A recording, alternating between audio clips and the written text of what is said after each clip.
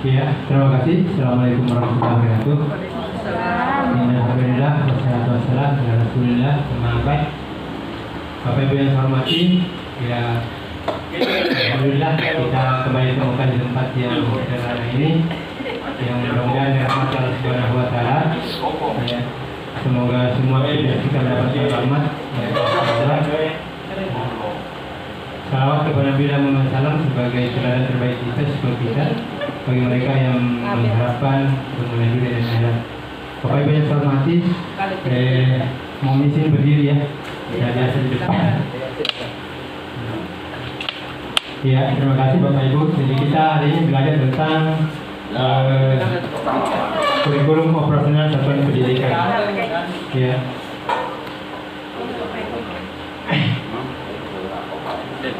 Kurikulum ini sebenarnya kita tahu mungkin dibuka pada satu kayaknya waktu itu.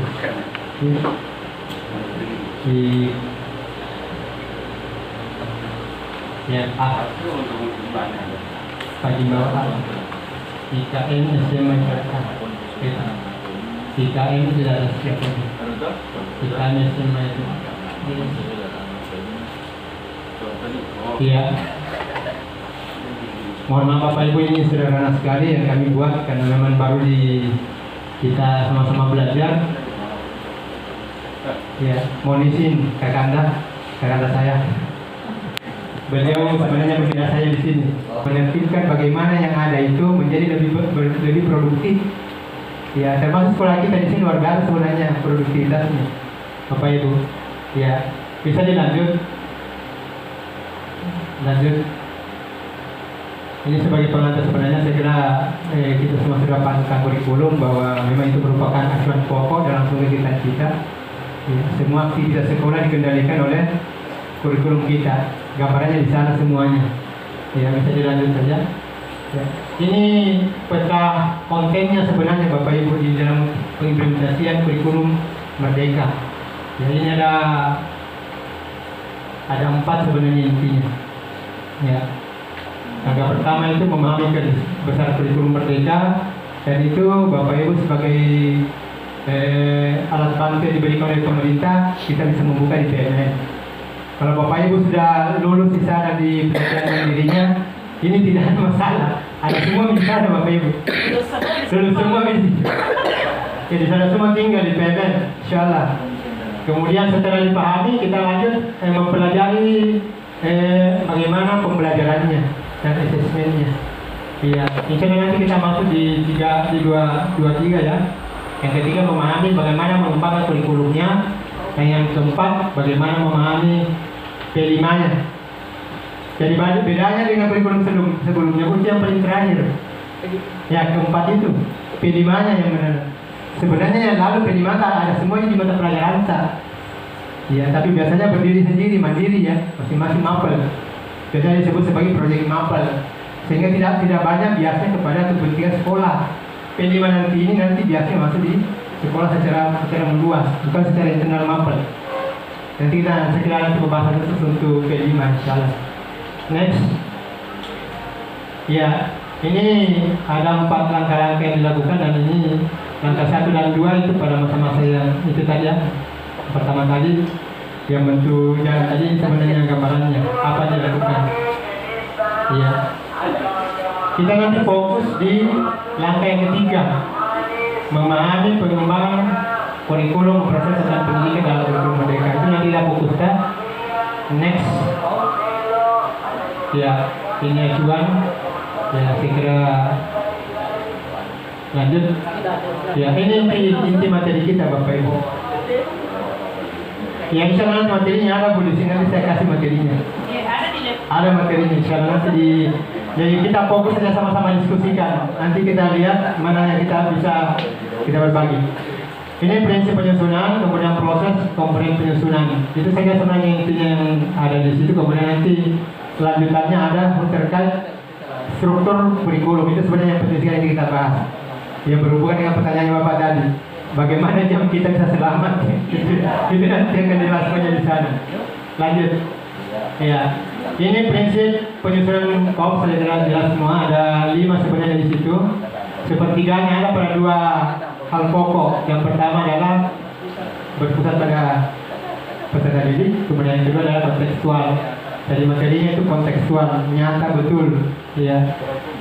Itu yang dua. Kemudian lanjut yang sepertiga berikutnya itu ada esensial materi.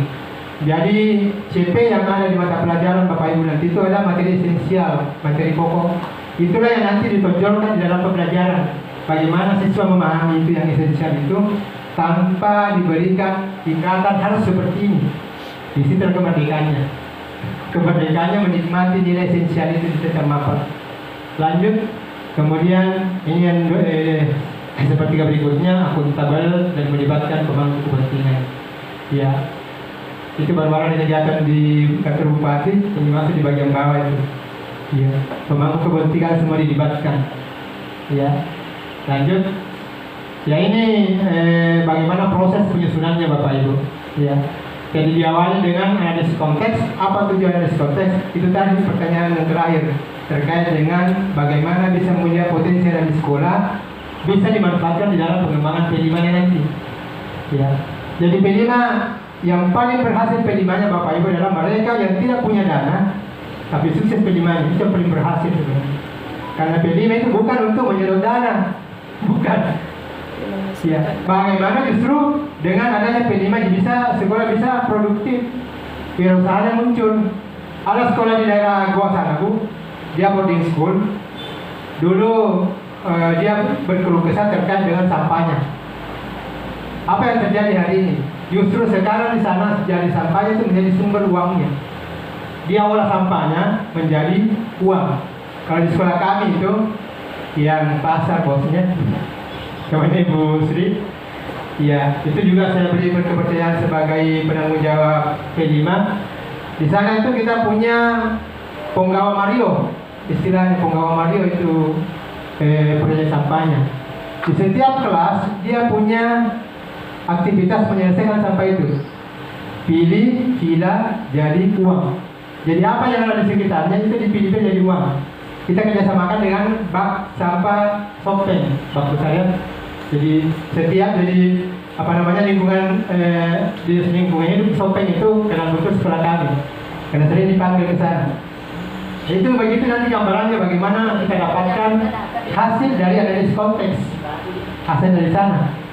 Kemudian lanjut, ya visi misi ini saya kira semua sekolah sudah punya, tinggal buat revisinya sesuai dengan kebutuhan kita mengikuti zaman tanpa meninggalkan yang sudah baik di visi misi. Kemudian lanjut, ya pengorganisasian pembelajaran. Di sini nanti masuk struktur pembelajaran kita, menjawab pertanyaan teman-teman kita, bagaimana jamku ini bisa selamat tidak? Ya. Kemudian ada rencana pembelajaran. Ini kalau hari ini istilahnya modul ajar. Kalau dulu NTP, ya sebenarnya kurang lebih isinya sama. Nanti kita lihat bagaimana inti kegiatannya. Kemudian yang terakhir adalah bagaimana melakukan pendampingan, evaluasi dan tindak lanjut. Ya, jadi setelah semua berjalan semuanya dalam 1 tahun maka dilakukan yang kelima ini. Bagaimana tindak lanjut, refleksi sebenarnya intinya nomor 5 Bu, refleksi. Ya, lanjut. Ya, ini karakteristik komponen penyusunan, karakteristik visi misi dan seterusnya. Lanjut. Ya, pengolahan pembelajaran, rencana pembelajaran, dan terakhir refleksi, evaluasi, pendampingan, evaluasi dan tindak lanjut. Ya. Kemudian terakhir lampiran. Itu isi daripada kurikulum operasional satuan pendidikan. Ya, itu isinya ada 5 intinya di lampiran. Di lampiran itu biasanya ada RPP atau hari ini modul belajar.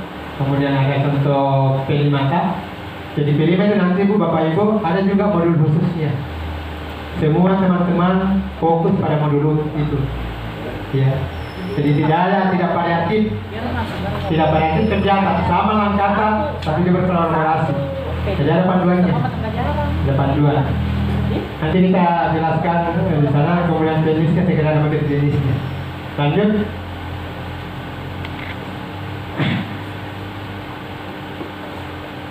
Jadi langkah-langkah implementasi Bapak Ibu jelas kita melakukan sosialisasi lebih awal, memanggil pihak-pihak yang berkepentingan di dalam sosialisasi itu. Ya, kemudian selanjutnya kita penyusunan program kerja seluruh warga sekolah dilibatkan.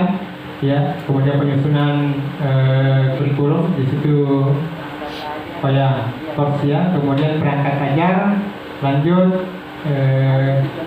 ini nanti ada materi khususnya kita lanjut berempat dan seterusnya, ada modul ajar dan terakhir pelaksanaan evaluasi. Itu gambaran langkah-langkah implementasi kurikulum kita. Iya. Kemudian selanjutnya, iya. Ini yang pertama dilakukan sekolah yang ingin menerapkan kurikulum merdeka. Setelah melihat kondisi sekolahnya, maka dia akan menentukan, ya, dia akan menentukan terlebih dahulu pilihan implementasi kurikulum merdeka mana yang dilakukan. Ada 3 Bapak Ibu. Yang pertama, bisa di next lanjut. Yang pertama itu dia, ya, mandiri istilahnya ya. Lanjut, ini. Pilihan yang ketiga, pilihan 1, 2 itu Bapak Ibu pada saat masa pemulihan kemarin. Ya. Di tahun ajaran berikutnya nanti semua teman-teman sudah ada di pilihan yang ketiga, yaitu kurikulum merdeka. Next, di kurikulum merdeka ini ada 3 pilihan. Yang paling ujung kita lihat, ini ada 3 pilihan. Yang pertama mandiri belajar, kemudian mandiri berubah, dan mandiri berbagi. Teman-teman kita yang di sekolah penggerak sebenarnya sudah dipaksakan masuk di mandiri berbagi. Ya, mereka diberikan bos kinerja untuk melaksanakan itu. Ya, tetapi ke depan nantinya semua akan sama, Bapak Ibu. Tidak ada lagi sekolah yang di ataskan dengan di bawahkan, semua rata. Makanya kementerian kita hari ini sebenarnya dari kementerian tidak ada istilah sekolah favorit. Biar dari swasta maupun negeri semua dirasakan sekarang. Bahkan orang-orang yang punya keterbatasan semua sekolah harus menerima. Iya, harus menerima. Jadi tidak ada lagi istilah ada yang di atas di bawah. Semua potensi kita sama. Ya. Kemudian setelah ditentukan pilihan kita, lanjut ya kita menentukan ini tadi inti daripada kalau jalur mandiri ya, menerapkan kurikulum merdeka ya tanpa mengganti kurikulum yang sudah mandiri belajar ya. Kemudian mandiri berubah yang ini ya, dia menerapkan kurikulum merdeka dengan menggunakan perangkat yang ada ya. Kemudian dia senantiasa memanfaatkan potensi internalnya ya. Coba selanjutnya ya, ini yang kita cari di struktur kurikulum. Di sini Bapak Ibu, pengalaman kami di SMA 5, saya mungkin izin ceritakan pengalaman yang pahit, nanti Bapak Ibu ambil manisnya. Gitu ya. Iya kan begitu Bapak. Saya ceritakan pengalaman pahitnya, kemudian nanti kita bagi manisnya. Iya. Kami di SMA 5 dulu Bapak Ibu terkait dengan pembelajaran ini kan masih meraba kita dulu. Tidak ada yang bisa kita contoh. Iya. Sehingga di awal itu kita P5 yang proyeknya itu, jam proyek itu kita gabung. Setiap mapel punya hak, ambil haknya 1 jam. Sehingga misalnya anggaplah di 3 IPA ya, IPA itu kan 3. Fisika kan 2 jam kalau dia misalnya tidak ada proyek. 1 jamnya di proyek. Jadi di jadwal saya itu betul-betul kacau. 2 jam fisika aja, nanti ada berikutnya lagi proyeknya 1 jam. Begitu semua mapel. Akhirnya bingung teman-teman. Apa konjakan tadi tentang PDP mata? Berhubungan dengan mapelku. Akhirnya belakang-belakang salah besar itu dan seperti itu. P5 itu bukan di mapel yang mengendalikan, tapi acuan P5 ada di profil pengendalian. Temanya itu 7 tema. Itu sasarannya. Lanjut lagi berikutnya, kita tinggalkan tadi itu tadi. Masih ini Bu. Setelah itu teman-teman bingung, kita lagi ubah. Ya, kemudian kita diskusi dengan termasuk jawaban itu, diskusi ya. Pemilihan tema P5 ya, kita lagi masukkan anak-anak. Jadi semua siswa memilih apa maunya, apa guna pelajaran di P5 itu ya. Setelah selesai itu, lanjutlah kita menentukan ini nanti yang kita akan jadikan sebagai P5. Dilaksanakan dengan cara yang mirip tadi, tapi tidak bisa connect juga. Akhirnya kita lanjut ke yang terakhir, Yang terakhir itulah yang menjadi kita sepakati, dan itulah yang sampai hari ini alhamdulillah tidak boleh bisa connect. Bagaimana teknisnya Bapak Ibu? Kita gabung semua jam pelajaran secara total di 1 tahun. Di 1 tahun. Kemudian jam proyek yang ada di bawah itu nantinya dialokasikan. Tinggal pilihan kita, ada 3 pilihan. Mau dialokasikan di awal semester boleh, mau dialokasikan di tengah semester boleh, mau di akhir juga boleh. Atau ada yang pakai per minggu. Misalnya dalam 1 minggu pembelajaran regulernya 4 hari, kalau misalnya 5 hari. 4 hari reguler, mungkin hari Jumatnya kita pakai proyek, boleh. Ya. Tetapi tadi digabung. Setelah digabung itu alhamdulillah semua jam teman-teman aman. Aman. Dan perlu dipahami Bapak Ibu, di pembelajaran reguler kan mandiri Bapak Ibu, kan semuanya mandiri. Mandiri artinya masing-masing mampu ya. Nanti di pembelajaran proyek misalnya kita ambil pembelajaran proyek 4 pekan terakhir di semester. Sebelum 4 pekan terakhir semester, maka semua kegiatan pembelajaran reguler harus selesai. Termasuk ulangan hariannya, tugas-tugasnya. Sehingga kita nanti di 1 bulan terakhir atau 4 pekan terakhir, semua Bapak Ibu guru fokus di proyek. Dan nanti di proyek itu Bapak Ibu guru semua harus terlibat. Karena di sana kita berkolaborasi. Salah satu ciri pelaksanaan P5 itu harus berkolaborasi. Ya. Walaupun nanti pada akhirnya teman-teman satu jangan ngadapin anak, di timnya berkolaborasi. Ya. Tapi insya seperti itu Bapak Ibu. Minimal kita sudah pernah ketemu anak kita di tim proyek. Jadi tim proyek juga begitu. Anak-anak kita dikasih begitu. Kita bagi-bagi tuh anak-anak, karena nanti kita akan amati bagaimana perkembangan mereka di dalam kegiatan proyek dalam rangka pencapaian tema. Apa temanya? Ya. Dan apa nilai profil pelajar Pancasila yang mau dinilai di sini? Apakah mandirinya, benar kritisnya, gotong royongnya, dan seterusnya. Itu. Ini untuk kelas 10. Di kelas 10 Bapak Ibu bisa diperhatikan mirip sebenarnya dengan pembelajarannya di SMP. Karena di situ satu payung IPA IPS-nya Bapak Ibu. Jadi satu payung, nanti di laporan pendidikan itu cuma tertulis IPS dan IPA. Walaupun dalam kegiatan pembelajaran kita bagi, karena gurunya kan beda-beda Bapak Ibu. Ya, tidak bisa, susah kita bentuk tim teachingnya kalau misalnya kita langsung masuk IPA dengan IPS. Jadi kan ditetapkan 3 jadwalnya fisika, kimia, biologi. Walaupun nanti hasil penilaiannya digabung. Bagaimana teknis gabungannya kan kita akan bahas nanti di assessment, jadi penilaian. Itu. Ini kelas 10. Di kelas 10 semua mapel itu ada kegiatan proyeknya. Ya. Jadi semua mapel ada kegiatan proyek itu di kelas 10. Beda dengan kelas 11. Sebelumnya di kelas 11 ada pemilihan mata pelajaran. Nah di sini perlu dicermati. Kembali lagi saya ingin bercerita bagaimana pemilihan itu supaya kita tidak jadi menikmati pahitnya, cukup manisnya. Ya, karena saya lakukan dulu pertama kali di pemilihan di mapel ini, ya saya juga nikmati pahitnya terjadi obat sih. Ya, kita berikan kebebasan siswa kita memilih. Kemudian saya tim kurikulum yang mengklasifikasikan kelasnya. Ternyata apa yang terjadi Bapak Ibu? Banyak teman kita yang berteriak, tidak ada siswa memilih mata pelajarannya. Kan gitu ya? Walaupun pada awalnya semua berpromosi di satu mengajar, tidak ada yang memilih. Apa yang terjadi Bapak Ibu di sekolah kami itu, ada yang mau pensiun, paling banyak yang pilih. Akhirnya saya bingung mau diapakan ini, siapa yang ngajar ini? Mau pensiun, banyak yang pilih. Ya, akhirnya apa yang terjadi? Ya, kita komunikasikan kembali, baru kita susun, dan itu sudah berjalan hari ini. Bagaimana teknisnya supaya aman, Bapak Ibu? Tim kurikulum harus mengidentifikasi dulu kebutuhan teman. Di situ ada nanti, coba dilanjut dulu. Ya, ini sudah tadi saya jelaskan. Ya, ini. Jadi ada, ini masih 10 lanjut Pak. Jadi,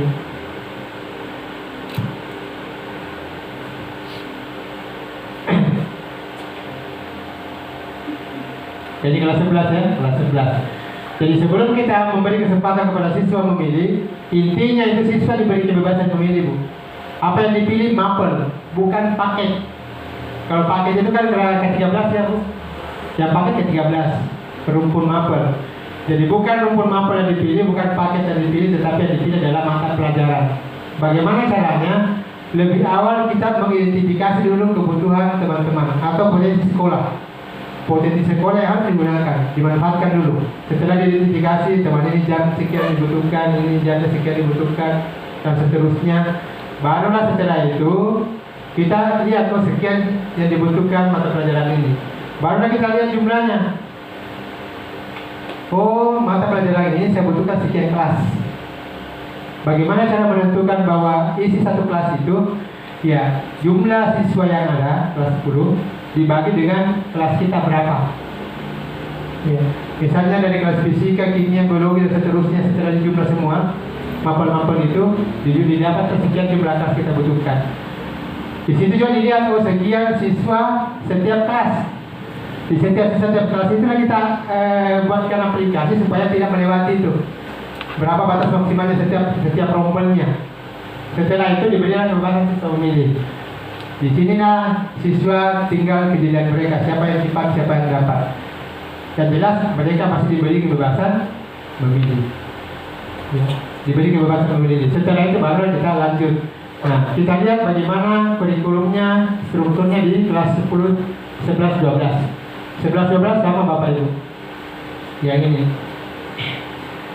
Jadi di situ di 11, 12 khusus untuk mata pelajaran wajib. Wajib itu ada 8 mapel: agama, PKN, bahasa Indonesia, matematik, bahasa Inggris, kemudian seni, PJOK, sejarah. Satu-satunya mapel yang satu payung di kelas 10 IPS sejarah itu kembali jadi umum. Ya, dia tidak bergabung di mata pilihan. Ya. Yang menjadi pilihan adalah ada kelompok MIPA, biologi, kimia, fisika, informatika, matematik, kemudian IPS-nya itu ada sosiologi, ekonomi, geografi, antropologi. Ya, kalau di sekolah kami tidak ada antropologi, sudah dikosongkan, tidak diberikan pilihan. Kemudian ada kelompok bahasa dan budaya. Di situ ada bahasa Indonesia lanjutan, bahasa Inggris lanjutan, atau ada bahasa asing lain lanjutan. Kemudian yang terakhir kelompok prakarya, pilihan rekayasa budidaya. Itu 2 mapel. Di sini karena di mata pelajaran pilihan kita butuh 22, 4 kelompok awal itu 4 kelompok awal, 3 kelompok awal, jumlah jam pelajarannya 5 jam per mapel. 5 jam. Misalnya dipilihnya kimia, kimia 5 jam satu mapel. Di situ siswa wajib memilih 20 jam, berarti dia butuh 4 mapel. 4 mapel ini bisa dipilih dari kelompok IPA, kelompok IPS, dan kelompok bahasa. Ya, bisa dipilih dari sini. Dan jelasnya dia butuhkan 4 mapel. Bagaimana syaratnya memilih itu? Nanti bagi APK yang memberikan masukan karena terkait dengan kebutuhan perguruan tinggi. Nanti masuk perguruan tinggi dia mau jadi apa? Nah, ini dia butuhkan mapel ini. Di situ pilihannya. Kemudian karena di situ 4 pilihan hanya 20, baru jumlahnya 20, ada di bawah itu tambahnya prakarya 2 jam. Itulah yang menggenapkan menjadi 22. Jadi 22 mapel pilihan ini pada saat di kegiatan pembelajaran tidak pernah ada proyeknya. Jadi dia mengajar dari awal semester sampai akhir semester. Yang mana ada proyeknya itu yang bagian atas yang umum, yang 8 mapel. Yang 8 mapel ini kan tadi disetting seperti tadi kelas 10, diatur seperti kelas 10 tadi. Ya, bahwa nanti pada mungkin 4 pekan terakhir kita melaksanakan P5 boleh atau di awal. Itu disetting yang mapel umum itu. Itu gambaran dari alokasi mata pelajaran di kelas 11. Ini nanti berlanjut ke kelas 12 sama. Kita berlanjut. Lanjut.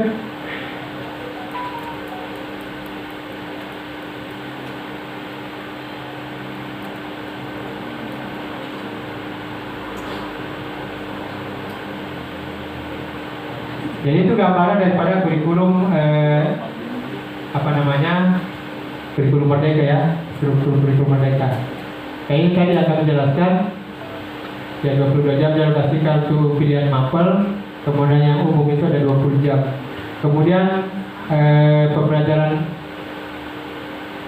umum ini berintegrasi dengan P5 project. Ya, ada 8 mapel tadi. Ya. Kalau yang 22 jam tadi itu tidak masuk, tidak ada proyeknya. Tidak ada proyeknya. Makanya kurikulum itu kalau di sekolah kami kita setting hari, karena dia 5 hari kerja, kayak full day, berarti 1 hari 10 jam. Nah, 10 jam berarti kalau 20 jam itu kita butuh 2 hari. Jadi kita fullkan 2 hari, Rabu Kamis. Rabu Kamis sana dia belajar mapel pilihan. Kemudian yang lainnya nanti khusus untuk yang prakarya, karena ada 2 jam bisa disebar di hari apa saja boleh. Itu gambarannya nanti di kurikulum. Biasanya ini insya Allah nanti kepala sekolahnya itu luar biasa. Itu beliau adalah guru berprestasi tingkat nasional.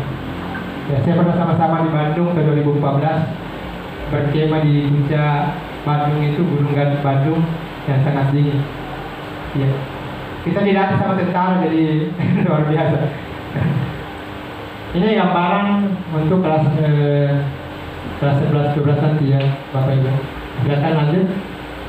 Ya, ini contoh pemilihannya, contoh pemilihan nomornya. Misalnya siswa kita memilih pertama fisikanya, kemudian ada kimianya, ada sosiologinya, bahasa Inggris lanjutan, prakarya. Itu tajamnya untuk pilihan mapel itu ada 22 jam. Ya. Kalau digabung antara umum dan pilihan mapel dapatnya 42 jam. Ditambah muatan lokal. Muatan lokal bahasa daerah untuk semua sekolah itu masih sementara diwajibkan karena ada pergubnya. Ada pergubnya itu. Jadi muatan lokal. Lanjut. Ya. Ini tadi yang pemilihan mapel Bapak Ibu sudah. Ya, kemudian dibagi dua, kedua itu dijelaskan, kedua dengan proyek. Ya. Jadi pembelajaran reguler ini perlu dipahami inti pembedanya antara pembelajaran reguler dengan proyek.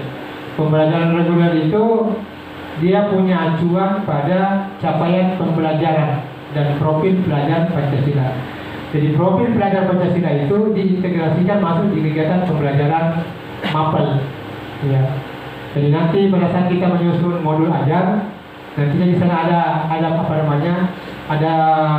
bagiannya untuk di mana kita tempatkan profil pelajar Pancasila itu, yang bergotong royongnya, mandirinya, menerapkan kritisnya dan seterusnya. Kalau proyek pemetaan profil pelajar Pancasila ini berhubungan langsung dengan tema yang 7 itu. 7 tema itu harus dilaksanakan selama 3 tahun. Ya. Jadi mungkin teknisnya kalau dilihat jam yang ada, kebanyakan jam belajar itu di kelas 10 masih agak aman. Ya. Biasanya diganjil terlalu banyak waktunya. Tapi setelah digenap agak kurang waktu. Kalau digenap biasanya. Jadi kebanyakan diganjil itu kita gunakan. Kalau misalnya di kelas 10 nanti ada 3 tema kita lakukan. Berarti kita ambil mungkin 2 tema di ganjilnya, 1 di genapnya. Begitu. Kenapa di kelas 10 kita ambilkan 3 tema? Karena nanti untuk berikutnya tinggal 2 tema. 2 tema di kelas 11, 2 tema di kelas 12. Jadi seluruhnya sudah 7 tema yang di profil ini, itu di profil pelajar Pancasila ini itulah yang nanti menjadi acuan pokok ya untuk P5. Itu perbedaannya Bapak Ibu. Lanjut.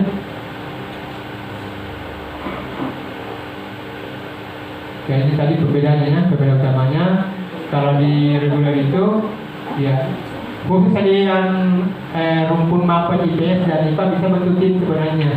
Tetapi agak repot karena teman-teman juga kan mapelnya ada khusus, gurunya juga ada khusus. Lebih baik kita gunakan mapelnya saja. Kemudian kalau yang kedua itu intinya di dalam kegiatan P5 adalah ya pencapaian 7 tema profil, kemudian dilaksanakan secara berkolaborasi full. Ya. Saya kira itu pengantar kita diskusi, mungkin ada bisa didiskusikan mungkin sebelum dilanjut. Ya. Terima kasih.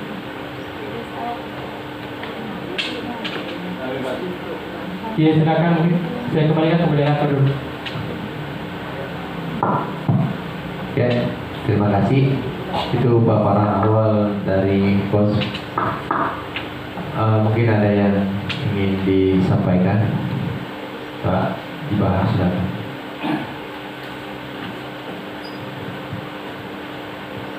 Terima kasih. Assalamualaikum warahmatullahi wabarakatuh. Tadi kalau saya tidak salah ada istilah PAS, bukan lagi menggunakan istilah kelas. Pertanyaan kami, apa perbedaan yang mendasar tentang kedua istilah ini? Sebetulnya hanya ganti nama saja, seperti IPA, IA, MIA, hanya ganti nama saja. Ya, itu yang pertama. Yang kedua, bagaimana kalau misalnya ada mapel tidak ada yang pilih? Apakah gurunya pensiun saja atau bagaimana? Terus terang Pak, seperti mata pelajaran saya itu PKN. Anak saya sendiri tidak suka belajar PKN. Iya, anak saya sendiri. Biasa itu bilang, mata pelajaran apa itu PKN? Karena dia sukanya itu di IPA. Dia suka belajar matematika, fisika, kimia. Dia suka belajar itu. Sampai di rumah itu dikasih tahu ibu, mata pelajaran apa? Mata pelajaran Bapak PKN. Ya. Ini yang pertama. Yang kedua. Yang tiga, masalah tema tadi. Itu tema harus diselesaikan dalam jangka 3 tahun, Pak. Betul. Apakah temanya itu bisa diacak atau maksud saya diacak, dipilih terserah kita mau di kelas 1 yang mana, kelas 2 yang mana, kelas 3 yang mana, atau fase 1, fase 2, fase 3. Iya. Ataukah memang ada urutannya? Oh iya. Urutannya 1, 2 sampai 7. Iya. Saya kira ini barangkali Pak. Terima kasih. Assalamualaikum warahmatullahi wabarakatuh. Iya, terima kasih. Pertanyaan dari Bapak luar biasa. Izin saya lanjut Pak. Ya. Yang pertama dulu terkait dengan fase dan kelas. Iya. Kalau kelas Bapak Ibu itu yang umum kita dengarkan, dan itu semua siswa yang berada di sana biasanya rata dari pemberian materi. Tetapi kalau di fase itu Bapak Ibu, boleh saja misalnya dalam fase E ada di situ siswa kita yang berada fase F, karena dia pencapaian kondisi siswa mereka, iya, bukan pencapaian tingkatan mereka, tergantung siswanya. Mungkin setelah kita punya analisis sendiri, siswa dia masih butuh layanan pembelajaran yang materinya ada di fase F. Padahal dia sudah dikenal di fase F, sudah dikenal di kelas 11 misalnya. Iya. Dia sudah di kelas 11, tapi masih ada fase E-nya yang belum bisa selesai. Boleh saja layanan sekolah memberikan layanan khusus untuk dia belajar materi fase E. Itu bedanya fase dengan kelas. Kalau kelas tidak begitu. Kalau di kelas 12-nya, 12 itu yang pelajari. Itu konsepnya seperti itu, walaupun mungkin kenyataannya susah dilakukan. Kan begitu ya? Busri jagonya sebenarnya. Iya, tidak pakai kelas. Iya, begitu gambarannya Bapak. Pak. Iya. Kemudian yang kedua, pertanyaan kedua, apa yang terjadi kalau misalnya ada mapel tidak ada pilih ya? Khusus untuk PKN, kalau kembali ke pertanyaan Bapak terkait dengan mapelnya, PKN tidak masuk di kelompok pilihan mapel. Jadi PKN itu masuk di kelompok mapel umum. Nah sekarang apa solusinya? Saya guru PKN tidak cukup jago. Akhirnya mungkin itu pertanyaannya lebih tepat mungkin Pak ya. Ya. Kalau tadi terkait dengan solusi pemilihan mapel, saya sudah jelaskan bahwa caranya kita identifikasi dulu kebutuhan internal. Kebutuhan sekolah dulu kita identifikasi, kemudian kita bagi kebebasan siswa untuk memilih mapelnya apa yang boleh pilih. Ya, jadi bagi teman kita yang tidak cukup jumlah jamnya, dia bisa masuk di koordinator rombel P5 tambah 2 jam bisa di sana solusinya. Ya. Sekarang itu yang pertanyaan itu yang nomor 2. Kalau yang nomor 3 tadi terkait dengan P5 Pak ya? Ya P5. Kalau yang P5 ini yang 7 tema itu tidak perlu diurut, tergantung kondisi sekolah kita dan kebutuhan siswa kita. Misalnya terkait dengan pemilihan, mungkin situasinya pemilihan OSIS, ketua OSIS mungkin pengurus baru. Kalau begitu temanya bagusnya adalah terkait dengan demokrasi. Ada temanya demokrasi khusus. Iya. Mungkin teman-teman melihat, oh kalau di awal-awal mungkin bagus kita masukkan temanya sesuai dengan analisis kita, di analisis kebutuhan kita. Mungkin di awal-awal kita bagusnya ambil kewirausahaan, ya. Itu bisa kita ambil itu duluan. Jadi dilihat kebutuhan sekolah, kondisi pada saat itu, apa yang dibutuhkan sekolah dan kondisinya pada saat itu yang mendukung. Begitu. Apalagi misalnya yang terkait dengan P5 kita kan, kita selalu berteriak tentang dana. Sekarang kita lihat bagaimana kondisi sekolah. Boleh saja mungkin dana kita digunakan di situ, di dalam bos digunakan, tetapi yang kerja adalah P5-nya, jalan P5-nya. Ya, walaupun di dalamnya dana bos yang digunakan. Kenapa bisa terjadi seperti itu? Karena hasil analisis kita adalah kita butuh penggunaan dana bos itu di sekolah dan ada hubungannya dengan tema. Ada hubungannya dengan tema profil kita. Itu gambarannya mungkin Pak. Jadi tidak perlu harus diurut, tetapi harus selesai 7 tema itu selama 3 tahun. Itu kata kuncinya mungkin. Iya, terima kasih, saya kembalikan. Mungkin masih ada yang lain.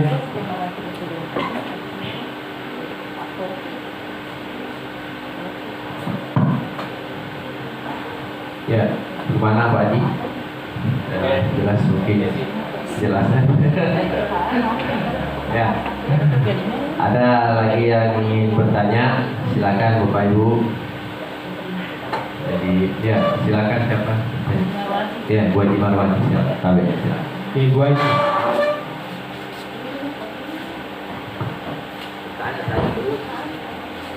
Makasih banyak Pak. Assalamualaikum warahmatullahi wabarakatuh. Waalaikumsalam.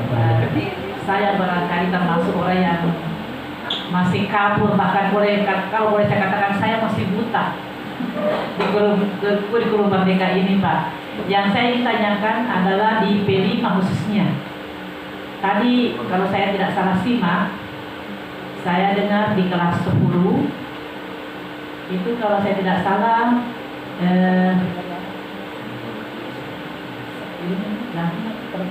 kolaborasi semua mata pelajaran. Ya betul dong. Iya. Kemudian di kelas 11 dan 12 saya dengar ada pilihan. Ya. Ada misalnya saya orang IPA, misalnya ada fisika, ada kimia, ada biologi. Yang saya ingin tanyakan bagaimana maksudnya di sini Pak, yang kolaborasinya itu bagaimana? Oh iya. Kemudian yang kedua, bagaimana kalau per mata pelajaran? Iya. Bagaimana tentang P5-nya?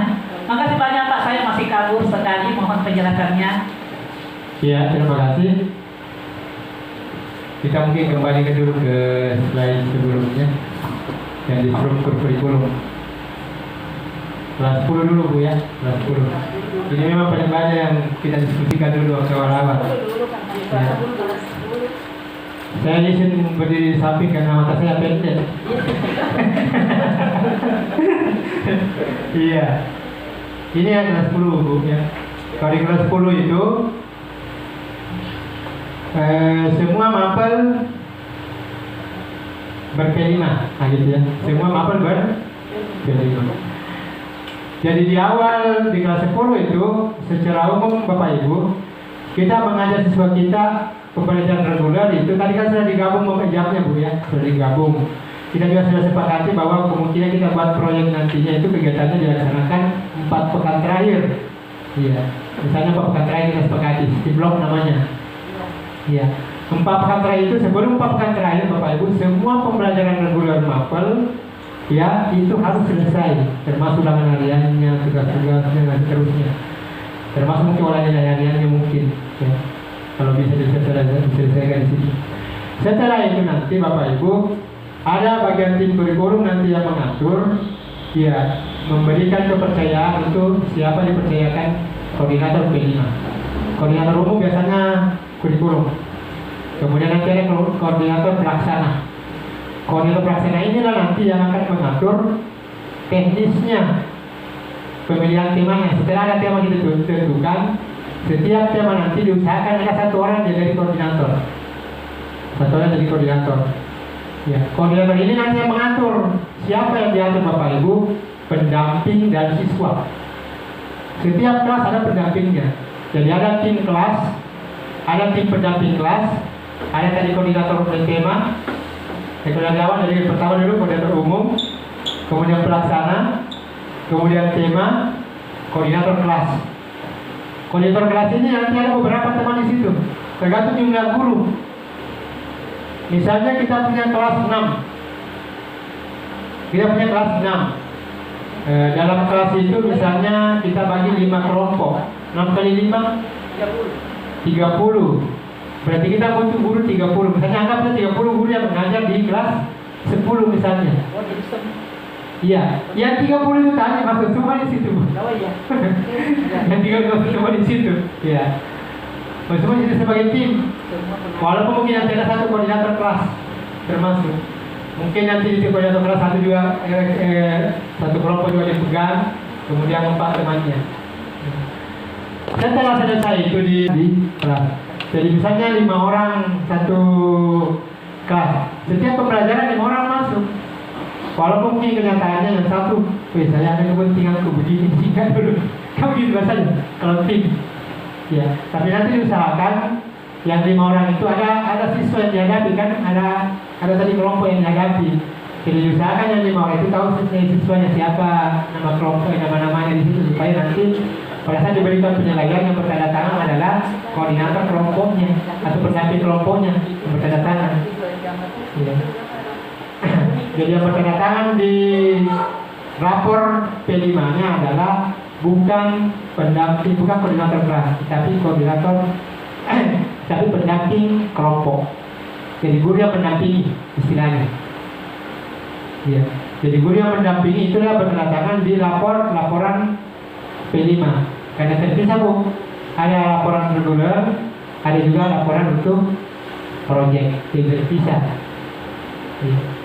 Nanti teknisnya mungkin akan dijelaskan coba materi berikutnya. Itu yang pertanyaan pertama. Pertanyaan yang kedua, yang kelas 11.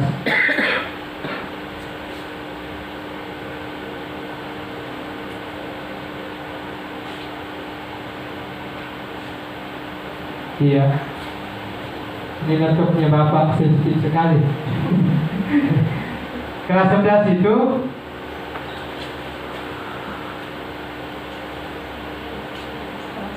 tinggal 10 ya.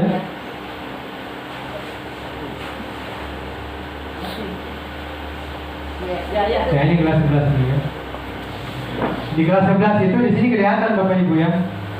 Jadi khusus untuk di kelompok IPA, kelompok pilihan itu di bawah itu IPA, IPS, bahasa, kemudian prakarya. Itu memang tidak ada di situ jam project, kosong di bawahnya jam project. Artinya teman-teman yang mengajar IPA di situ IPS dengan pilihan maupun lainnya tidak berproject. Tetapi mungkin saja kita butuh tenaga mereka. Tidak menjadi masalah untuk dilibatkan. Tidak menjadi masalah. Ya. Bagian yang di atasnya itu yang mapel umum sama tadi teknisnya yang kelas 10 tadi. Sama teknisnya. Teman-teman yang hanya di situ ya wajib juga terlibat diterima. Ya, sampai teman-teman diterima cuma satu orang yang saya ada di situ, padahal masih jamnya sebenarnya. Ya, masih jamnya, jam wajibnya untuk 24 jam itu tetap masuk di proyek. Jadi tidak boleh tinggalkan teman yang sudah di situ baru kita pergi. Kecuali kalau izin ya mungkin ada kepentingan tertentu. Itu mungkin gambarannya mungkin sudah. Ya, terima kasih, saya kembalikan ke moderator. Ya, terima kasih. Jadi itu tadi penjelasannya mengenai struktur kurikulum yang kelas 10. Sebenarnya masih banyak mungkin yang perlu dibuat pencerahan di sini, Pak. Ya. Jadi atas isi dari materi kita buka saja sesi pertanyaan. Jadi silakan Bapak Ibu yang masih mau bertanya mengenai bagaimana nanti kedepannya kita melaksanakan kurikulum Merdeka ini. Nanti kalau masalah modulnya nanti di belakang materinya itu. Jadi masih struktur kurikulumnya dulu, ya. Masih jamnya itu bagaimana tentang proyek. Pokoknya kalau masih belum tercerahkan, kasih ceramah sebelum kita istirahat karena ini sudah ada juga makanannya. Ya, sudah hampir setengah 12. Ya. Silakan kalau masih ada yang mau dipertanyakan, masih ada yang masih mengambang, penjelasannya masih perlu ditambahkan, nanti materi siap untuk menambahkan. Oke. Kalau masalah materinya nanti siap dibagikan, ada semua di sini sudah diambil sama Ibu Sri. Nanti tinggal kita. Sebenarnya kita bukan siswa sebenarnya yang apa istilahnya Bu Sri, learning. Tapi sebenarnya kita kan sudah dulu ada PMN, apa itu yang pelapor Merdeka mengajar, tapi kita tidak lanjut. Terus terang ya. Jadi sering saya buka-buka, oh teman-teman hanya sampai di mengerjakan modul. Bahkan sudah ada Pak yang satu malam sistem SKS, sistem kebun sebalam itu sudah selesai sampai berapa modul? 40 berapa modul itu langsung selesai. Padahal kalau kita mau ikut ada pelatihannya juga di situ, ada pelatihan tentang Merdeka. Tapi kita jadi kalau saya bukan sebenarnya siswa yang learning kemarin, tapi kita tidak lanjut di Merdeka Mengajar. Ada semua tadi Ibu awalnya tadi Bu Haji Awalia, saya perhatikan dia kan tidak punya materinya, tapi dia ambil Pak Haji tadi ambilkan di situ, ada semua di situ di Merdeka Mengajar. Cuma kekurangannya kita memang mungkin kurang literasi. Ya, tadi baru saya sudah kirimkan Ibu Pelaksana rapor pendidikan kita. Mungkin bisa jadi bahan evaluasi nanti. Memang agak kurang. Ya. Cuma itu tadi yang saya mau tanyakan sampai buat tapi pasti agak lama karena kenapa pemerintah, jadi mungkin bisa juga Pak, kenapa pemerintah pada saat pelaksanaan asesmen nasional itu untuk siswa AN itu sistemnya masih piloting.